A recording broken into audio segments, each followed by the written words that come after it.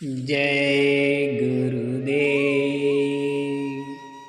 दूरदर्शी आवाज मासिक पत्रिका 1 अप्रैल 2022। पृष्ठ नंबर 11। एक आदमी ने सबको हिलाकर रख दिया। भजन के समय जब साधक बैठता है तो उसे शब्द पहचानने की ज़रूरत है। धीरे धीरे शब्द पहचानेगा, उसकी छानबीन करेगा तो धीरे धीरे शब्द की पहचान होगी। एकाएक बड़े छोटे शब्दों को पहचानने में देर लगती है। जैसे अगर किसी का कान खराब हो जाए तो सुनाई कम देता है, जब कान ठीक हो जाएगा तब साफ सुनाई देगा। इसी तरह धीरे धीरे भजन करते करते जब शब्द का सार सही होगा तो ठीक से सुनाई देगा। नामदान के समय यही बताया जाता है कि ध्यान लगाकर शब्द को सुनो और शब्द की छानबीन करो। शब्द छांटकर उसमें लय होना चाहिए। शब्द सुनना सहज स्वभाव है, पर शब्द की पहचान कर उसमें लय होने लगोगे तो सूरत खिसकने लगेगी। इसलिए भजन के वक्त आवाज़ को छांटना जरूरी है, बगैर इसके काम नहीं बनेगा। इसलिए सूरत की गत बनानी चाहिए। मनुष्य का एक एक क्षण हर रोज खत्म हो रहा है। 24 घंटे में 24,000 श्वासें इस शरीर से रोज निकल जाती हैं। श्वासों की पूंजी है, वो खत्म हो जाएगी तो सूरत इस शरीर से निकल जाएगी और ये शरीर गिर पड़ेगा। इसलिए मनुष्य की सबसे बड़ी संपत्ति श्वासों की पूंजी है, उसकी आयु है। श्वासें जल्दी खत्म कर दी तो जल्दी चले जाओगे। जिसको श्वास की बीमारी हो और जिसको श्वास की बीमारी हो जाती है यानी दमा हो जाता है, उसकी श्वासें जल्दी खत्म हो जाती हैं।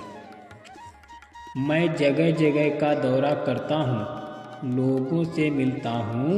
इससे ये पता चलता है कि सब लोग बड़े अशांत हैं, दुखी हैं, परेशान हैं और अब ये चाहते हैं कि समाज में शांति हो, परिवार में शांति हो, देश दुनिया में शांति हो, चोरी लूटपाट बंद हो जाए, कत्ल मारामारी बंद हो जाए, धोखा ठगी बंद हो जाए, आंदोलन हड़ताल खत्म हो जाए, सब लोग शांत पूर्वक अपने अपने काम करें और चुपचाप पूजा पाठ भजन प्रार्थना करें।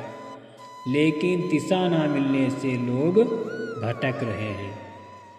जब उनके सामने सही चीज़ रखी जाती है तो उनमें धार्मिक भावनाओं का प्रादुर्भाव होता है। लोग समझते हैं कि इसी रास्ते से चलकर सच्चा सुख शांति मिल सकती है।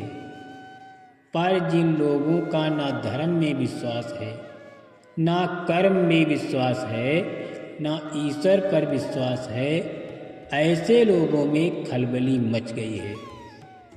इसलिए उन लोगों ने तरह तरह की अफवाहें फैलाकर लोगों को गुमराह करने की कोशिश की है।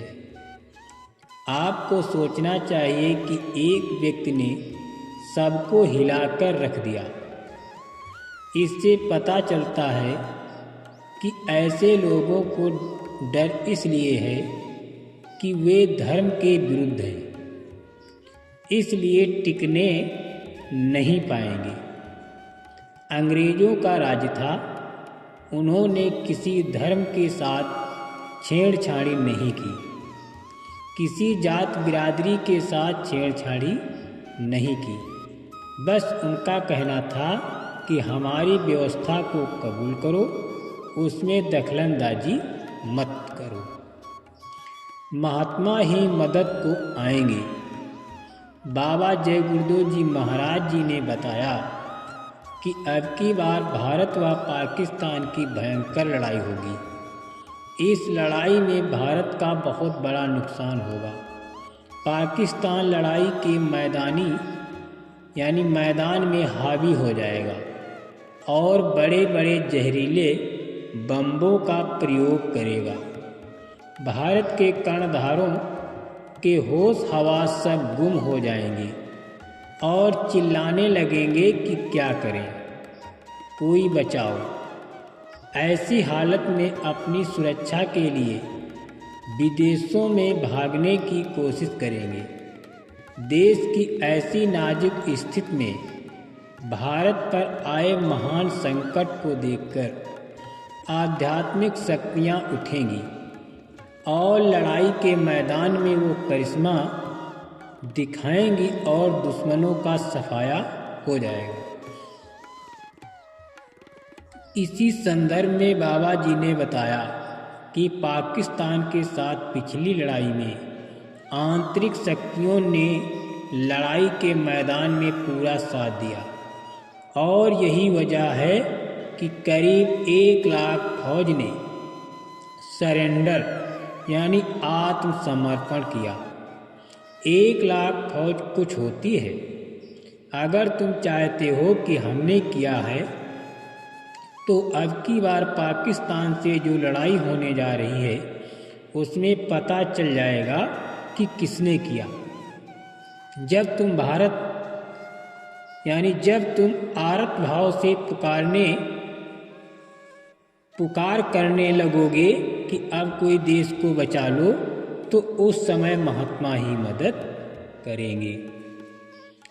आज के समय में मानवता बहुत बिगड़ गई है।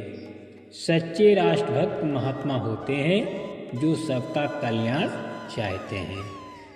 जय गुरुदेव।